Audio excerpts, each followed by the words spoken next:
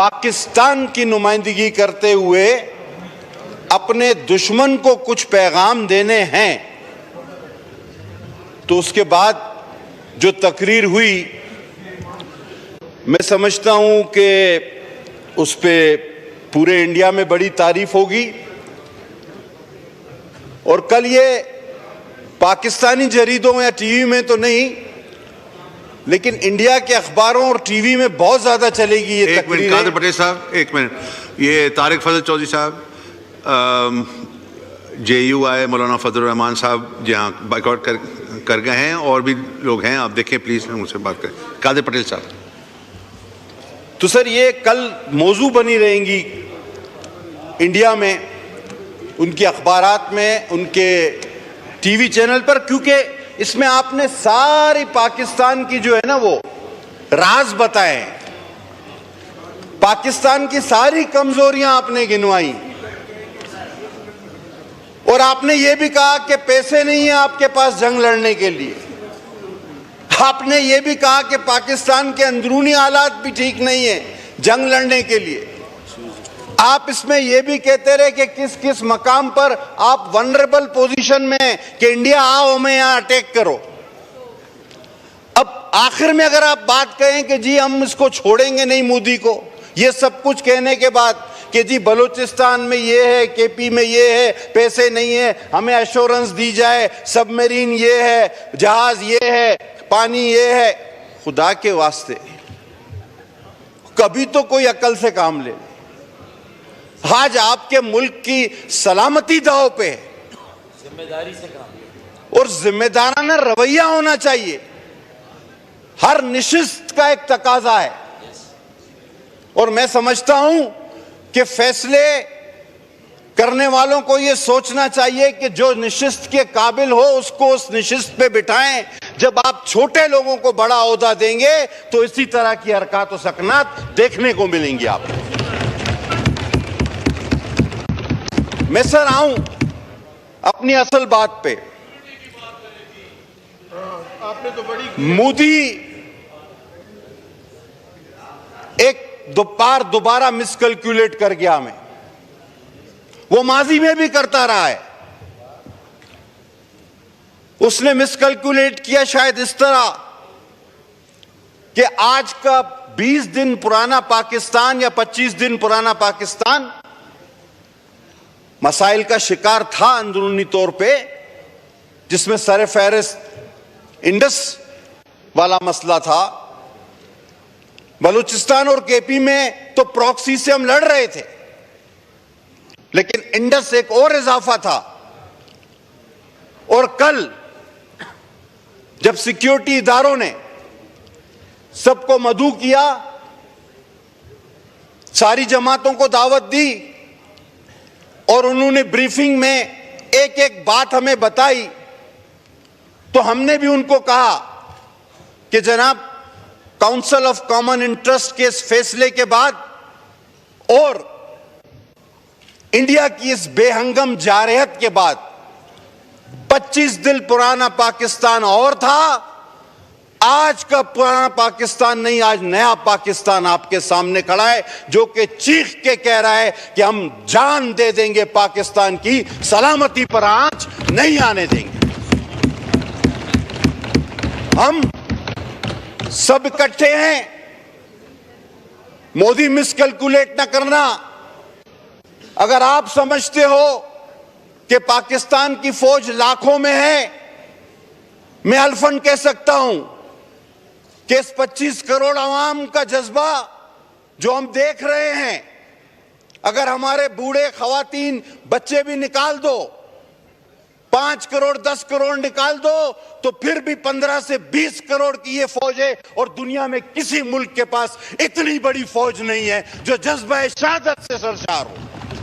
नहीं है किसी के पास इतनी बड़ी फौज। आज आपको यह बात करने की जरूरत है, इसको उठा लिया, इसको गिरफ्तार कर लिया, इसको मार रहे हैं, ये जुल्म हो रहा है, ये कोई बात करने की है? एक वाकया होता है, ये पहलगाम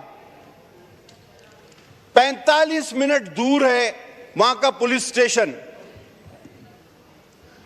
और 10 मिनट बाद वाकये के एक एफआईआर कटती है जिसमें यह भी जिक्र हो जाता है कि जी सरहद पार से दहशतगर्द आकर इन लोगों को मार के चले गए। पता तो होना चाहिए ना आपको। ये तिब्बी इमदाद और एम्बुलेंस बाद में पहुंचती है, लेकिन लाशें वहां पड़ी रहती हैं, तड़पती रहती हैं, और एफआईआर 10 मिनट में कट जाती है कि जी ये दहशतगर्द आए थे सरहद पार से, हमारी जानिब इशारा होता है। अब जनाब पहले तो इसको मोदी रंग देता है कि जी ये सारे हिंदुओं को चुन चुन के मारा गया, लेकिन वो हमेशा की तरह नाकाम होता है। पता चलता है जब एक आदिल नामी मुसलमान भी उसमें शामिल था, वहां इसको मुंह की खानी पड़ती है। और जब पाकिस्तान को बदनाम करने के हर महाज पे उसको शिकस्त होने लगती है, क्योंकि कोई भी एविडेंस पूरी दुनिया में उसका कोई बाय नहीं कर रहा होता, तो आज हमें वो तारीख का दूसरा यजीद बनने की धमकी दे रहा है। एक तो वो यजीद था जिसने मौला हुसैन का पानी बंद किया, आज तारीख और दुनिया का दूसरा यजीद मोदी बनना चाह रहा है। जनाब अली, हम जंग नहीं चाहते, हम पुरअमन हैं, लेकिन मैं दिल से कह रहा हूं कि प्रॉक्सी से लड़ते लड़ते कोई टीटीपी नहीं, इंडिया है, कोई बीएलए नहीं, इंडिया है, कोई एमक्यूएम लंदन नहीं थी, इंडिया था। आज अगर पाकिस्तान ने 70,000 अफराद खोए हैं तो ये इंडियन प्रॉक्सीज की वजह से खोए हैं, हमें क्लियर कट ये बोलना पड़ेगा। 90,000 हो या लाख, लेकिन जो भी हमने खोए हैं वो इंडियन प्रॉक्सीज की वजह से हमने खोए हैं। और प्रॉक्सीज से लड़ना सांप की दुम से लड़ना होता है। हमारा हर फौजी जवान आज बिल्कुल तैयार है कि दुम से लड़ते लड़ते अल्हम्दुलिल्लाह अब सांप का सर हमारे सामने है, और ये मौका अब हम नहीं जाने देंगे, क्योंकि सांप का सर कुचलना ही हमारा मकसद था और उसी के लिए हम यहां पर मौजूद हैं। आप क्यों भूल जाते हैं कि हमारे विजनरी शोधा, हमारे लीडरों ने इस बात को पहले ही समझ लिया था कि तादाद में वो बड़े हो सकते हैं, रकबे में वो बड़े हो सकते हैं। इसीलिए मेरे शहीद कायद ने न्यूक्लियर पावर आपको बनाया था कि किसी वहम में न रहना, किसी वहम में न रहना। और याद रखो कि कुछ चीजों पर हम बड़े सेंसिटिव हैं, और उनमें से एक इंडस रिवर है। ऐसा ना हो कि ये ट्रिगर दबाने में हमें कोई 1 मिनट या 1 सेकंड भी नहीं सोचना पड़ेगा। ये न्यूक्लियर बॉम्ब हमने शब बारात या शादी में चरागाह के लिए नहीं बनाए। हम क्लियर कट बताना चाहते हैं, फिर कहते हैं हम जंग नहीं चाहते, लेकिन अगर जंग तुम शुरू करोगे तो खत्म हम करेंगे और अपनी ही शराइत पर खत्म करेंगे। फिर दोबारा इसमें हम पॉइंट ऑफ नो रिटर्न पर चले जाएंगे।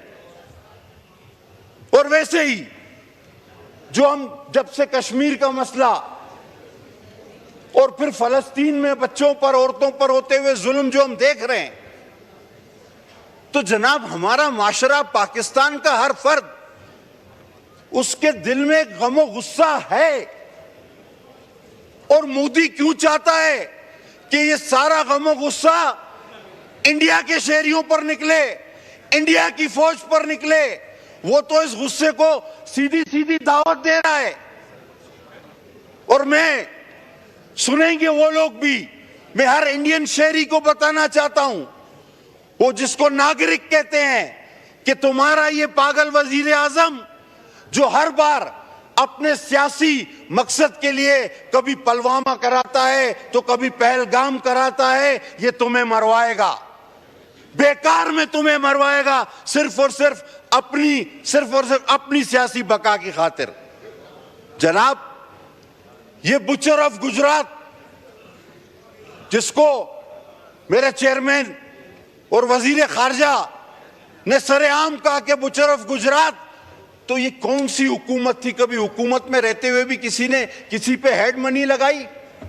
मेरे चेयरमैन बिलावल भुट्टो पे इस बीजेपी ने हुकूमत में रहते हुए हेड मनी लगवाए। तुम लगाओ, 100 बार हेड मनी लगवाओ, लेकिन देखो तो सही वो कौन है। अरे वो नाना शहीद का नवासा, वो शहीद मां का बेटा है, वो तुम्हारी हेड मनी से डरने वाला नहीं। वो तुम्हें कल भी मुशर्रफ गुजरात कहता था, वो तुम्हें आज भी मुशर्रफ गुजरात कहे और वो कहता रहेगा। जनाब वाली, हर टीवी टॉक शो में, यहां तकरीरों में हम एक दूसरे पर तनकीद करते हैं। आज उम्मीद थी कि नहीं, ना करनी चाहिए थी और ना होती, लेकिन अफसोस के हुई। इसके बावजूद हम कहते हैं, मैंने कल भी वहां कहा, मैं मीडिया से भी दस्तबस्ता अपील करता हूं कि आप जो भी टॉक शो करें उनमें आपस में सियासी जमातों को न लड़ाएं। इस वक्त हमें एक ही पैगाम देना है कि देखें, हमें अंडर एस्टिमेट न करो। हम तादाद में आपसे कम नहीं, हम तादाद में आपसे ज्यादा हैं। और ये बात मैं मोदी को कहना चाहता हूं, चलो तुम्हारी फौज 2-4 लोग ज्यादा होंगे, लेकिन जब हमारी फौज लड़ने जाती है तो कहती है नाराए तकबीर, तो अल्लाहु अकबर ये कहां से लाओगे? जब हमारी फौज लड़ने जाती है तो वो कहती है कि नाराए रिसालत या रसूलुल्लाह, ये तुम कहां से लाओगे? और फिर वो नारा मौला का जो नारा फतेह का है, नाराए हैदरी या अली, ये तुम कहां से लाओगे? अरे हम तो जीते ही शहादत के लिए मेरे भाई, हम तो जीते ही शहादत के लिए हैं, हम तो लड़ते ही शहादत के लिए हैं। हमारे पास तो कॉन्सेप्ट है और हमारा ईमान है कि अगला जहां शहीदों का जहां है। तो ये जज्बा तुम कहां से लाओगे? ये जज्बा तुम कहां से लाओगे? तुम 2 लोग तादाद में ज्यादा हो सकते हो, इसको अंडर एस्टिमेट ना करो। हम आज पाकिस्तान पीपल्स पार्टी, जिसका दिया हुआ न्यूक्लियर बम, एटम बम आपके पास है, हम पाकिस्तान पीपल्स पार्टी जिसकी शहीद मां की दी हुई मिसाइल टेक्नोलॉजी आज पाकिस्तान पीपल्स पार्टी के पास है। पाकिस्तान पीपल्स पार्टी जिसका प्रेसिडेंट पाकिस्तान को मुत्तहद रखने के लिए हर गम सहता है। पाकिस्तान पीपल्स पार्टी का वजीर खारजा उसको ललकार के मुशर्रफ गुजरात कहता है। हम वाज़ेह ऐलान करना चाहते हैं कि किसी मुहिम जुई में मत जाना। आज पाकिस्तान का इक्तिदार उन लोगों के हाथ में नहीं जिन्होंने यहां खड़े होकर कहा था कि मैं क्या करूं, क्या आप लोग चाहते हैं मैं इंडिया से जंग कर दूं? मैं तो नहीं कर सकता। इसी आह्वान में पाकिस्तान का इक्तिदार आज उन लोगों के पास भी नहीं जो कश्मीर गंवा बैठे और बोला एक टांग पे खड़े हो जाओ, 1 घंटा मिल जाएगा वापस। ये कभी 1 घंटा एक टांग पे खड़े होने से भी कश्मीर वापस हुआ है? आधा घंटा जुमे के दिन। अभी बड़ी बातें बोला ये होता तो ये होता। वो भाई गया किसके दौर में? हमें जुमे के दिन एक टांग पे खड़ा किसने किया? और ज्यादा से ज्यादा क्या किया? इस रोड का नाम चेंज कर दो, श्रीनगर हाईवे हो गया भाई, काम हो गया। और यहां रोड का नाम चेंज कर दो, श्रीनगर हाईवे हो गया भाई, काम हो गया। और यहां आके बोला कि आप क्या चाहते हैं मैं जंग लड़ दूं? कर दूं? मैं तो नहीं कर सकता। और उन्होंने अभी वो क्या था, मुछड़ का नाम नंदन, वो मांगा ही नहीं था, सियासी पार्टियों से मशवरा ही नहीं किया, उन्होंने डिमांड ही नहीं की थी। रात को पकड़ा गया, सुबह 11 बजे आके बोला मैं छोड़ रहा हूं, मैं छोड़ रहा हूं, मैं छोड़ रहा हूं। अरे थोड़ा दम तो पकड़ो, थोड़ी दब पकड़ो, जिसको हम अपनी जबान में कहते हैं, जल दब हिंदी में बोलते। थोड़ा उनको मांगने तो दो, थोड़ा जोर तो आने दो। पहले ही बोल दिया मैं छोड़ रहा हूं, मैं छोड़ रहा हूं। अरे खुदा के बंदो, आरजू है हमारे मैनिफेस्टो में, शहादत हमारी आरजू है। और मैं ये भी आपसे नहीं कहूंगा कि मेरी लाइव तकरीर चलाई जाए, मुझे कट नहीं सर, मैं पाकिस्तान के लिए बात करता हूं। पाकिस्तान की बात कर रहा हूं, मुझे किसी को सुनाने की जरूरत नहीं, मुझे अपने जमीर को मुतमईन करने की जरूरत है। मुझे अपने जमीर को मुतमईन करने की जरूरत है। और इंडिया में आज एक सोच है पढ़े लिखे लोगों में, जो राहत इंदुही के शेर से साबित होती है कि सरहदों पे बहुत तनाव है क्या, जरा देखो चुनाव है क्या। ये मोदी की सियासत है कि सरहदों पे तनाव पैदा करो और चुनाव जीतो। लेकिन अगर वो राहत इंदुही का शेर है तो हमारे पास भी एक सोच है, एक सोच है। कब अश्क बहाने से कटी है शबे हिजरा, कब अश्क बहाने से कटी है शबे हिजरा, कब कोई बला सिर्फ दुआओं से टली है। हम राह रवा, हम राह रवा दश्तो बला रोज़े असल से, हम राह रवा दश्तो बला रोज़े असल से, और सालार काफिला हुसैन इब्ने अली है। नारे तकबीर, नारे रिसालत, नारे हैदरी, नारे भुट्टो। बहुत शुक्रिया सर।